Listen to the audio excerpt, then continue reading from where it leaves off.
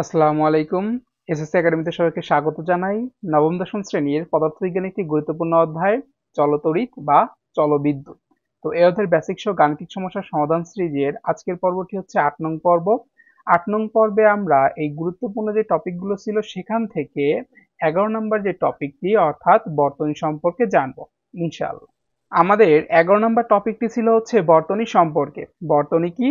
তড়িৎ চলাচলের সম্পূর্ণ পথটাই হচ্ছে মূলত বর্তনী। বর্তনী কয় প্রকার? বর্তনী হচ্ছে দুই প্রকার, এক হচ্ছে শ্রেণী বর্তনী আর হচ্ছে কি সমান্তরাল বর্তনী। তো চলো এখন আমরা শ্রেণী বর্তনী সম্পর্কে জানবো।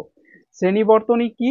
দেখো এখানে যে যদি তড়িৎ যন্ত্রগুলো একটির সাথে আরেকটি পরপর যুক্ত থাকে, অর্থাৎ প্রথমটির শেষ প্রান্তের সাথে অপরটির আদি প্রান্ত এভাবে যুক্ত থাকে তাকে শ্রেণী বর্তনী বলে।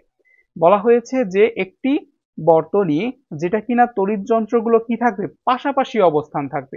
পাশাপাশি কিরকম অবস্থান থাকবে, চিত্রটা খেয়াল করো। চিত্রে দেখা আছে যে এই যে ক্রস চিহ্নযুক্ত এগুলো হচ্ছে কি তড়িৎ যন্ত্র, এগুলোর অবস্থান কিরকম, এইটা এখানে শুরু, এইটার সাথেই কি পাশে আরেকটা, এই সাথের সাথে যদি আরেকটা থাকতো, এইভাবে সিরিয়ালি বা পাশাপাশি যে বর্তনীগুলোর অবস্থান সেগুলো হচ্ছে কি শ্রেণী বর্তনী। এখন আমরা শ্রেণী বর্তনীর বেশ কিছু উদাহরণ সম্পর্কে জানব। যেমন একটি স্কুলে একটি সুইচ এর মাধ্যমে সকল ফ্যান বা লাইট অন বা অফ করা।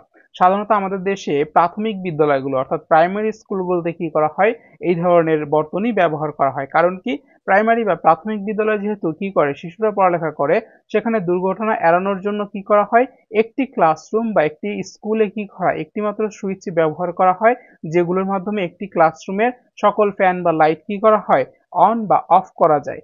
এতে কি হয়, খরচ সাশ্রয়ী হয়, যেহেতু এক প্রতিটির জন্য আলাদা আলাদা সুইচের একটা ব্যয়বহুল, সেটা থেকে রক্ষা করা হয় এবং দুর্ঘটনা থেকেও রক্ষা করা যেতে পারে।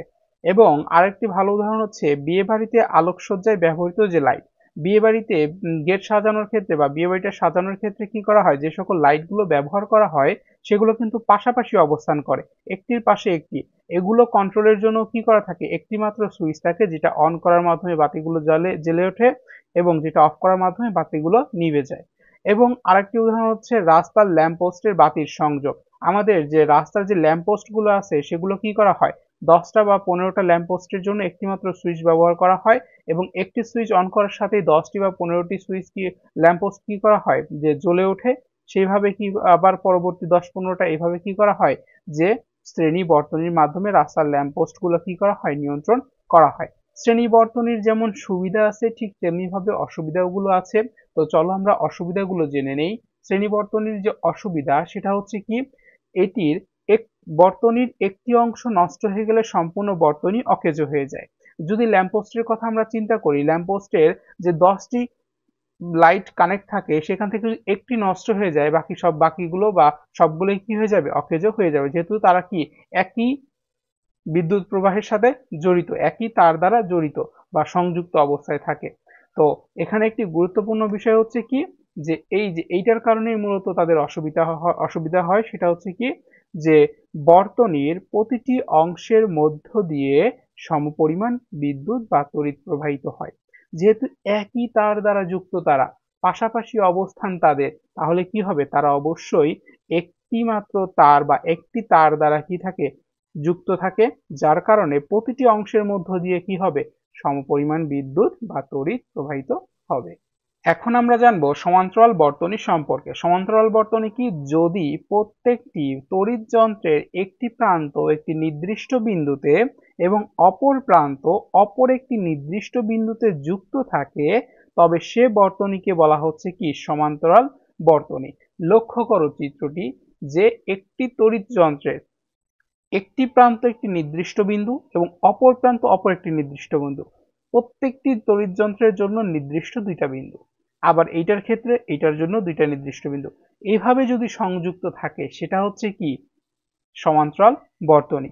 সমান্তরাল বর্তনীর ক্ষেত্রে কি হবে, যে প্রত্যেকটার মধ্য দিয়ে কিন্তু আমাদের শ্রেণী বর্তনীর ক্ষেত্রে সমপরিমাণ বিদ্যুৎ প্রবাহিত হয়েছে, কিন্তু এই ক্ষেত্রে সমপরিমাণ বিদ্যুৎ প্রবাহিত হবে না। কারণ কি, তো প্রত্যেকটি তড়িৎ যন্ত্রে একটি নির্দিষ্ট পরিমাণ রোধ আছে, রোধ ভিন্ন ভিন্ন হওয়ার কারণে কি হবে, তাদের মধ্য দিয়ে বিদ্যুৎ প্রবাহের ক্ষেত্রেও ভিন্নতা দেখা যাবে।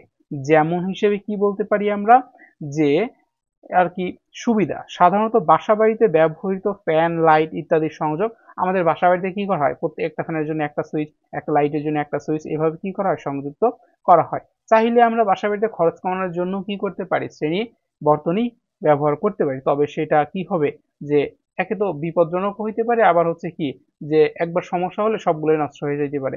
এর জন্য আমরা কি করি, বাসাবাড়িতে সাধারণত সমান্তরাল বর্তনীগুলোই কি করি, ব্যবহার করি। এটার সুবিধা কি, এইটার সুবিধা হচ্ছে যে বর্তনীর একটি অংশ নষ্ট হয়ে গেলেও তা বাকি অংশের উপর তেমন কোনো কি করে না, প্রভাব পড়ে না। আচ্ছা, বর্তনীর এই ক্ষেত্রে বর্তনী যদি মনে করো যে এই যে শ্রেণী বর্তনী যেটা আছে সেটা এই বর্তনীটা নষ্ট হয়ে গেছে, তারপরও কি করবে, এইখান থেকে কারেন্ট ফ্লো হয়ে অর্থাৎ তড়িৎ ফ্লো হয়ে এখান থেকে আবার কি করবে, উৎসের কাছে ফিরে আসতে পারবে। যার কারণে এইটা নষ্ট হলে এটা চলবে না, কিন্তু এই যে বাকি যেগুলো আছে সেগুলো চলবে। এবং সর্বশেষ যে গুরুত্বপূর্ণ কথা সেটা হচ্ছে আমাদের শ্রেণী বর্তনীর ক্ষেত্রে বর্তনীর মধ্য দিয়ে সমপরিমাণ বিদ্যুৎ প্রবাহিত হয়েছিল, কিন্তু এই ক্ষেত্রে সমপরিমাণ বিদ্যুৎ বা মূল প্রবাহটা কি হবে, আই ইকুয়াল টু যে প্রত্যেকটা ইন্ডিভিজুয়াল যে তড়িৎ প্রবাহ আছে সেগুলোর সমগ্রগুলোর যোগফল। তো আশা করি আজকের ভিডিওটি তোমাদের উপকারে আসবে। ভিডিওটি ভালো লাগলে অবশ্যই লাইক, কমেন্ট, শেয়ার এবং চ্যানেলটি সাবস্ক্রাইব করে পাশেই থেকো। আল্লাহ হাফেজ।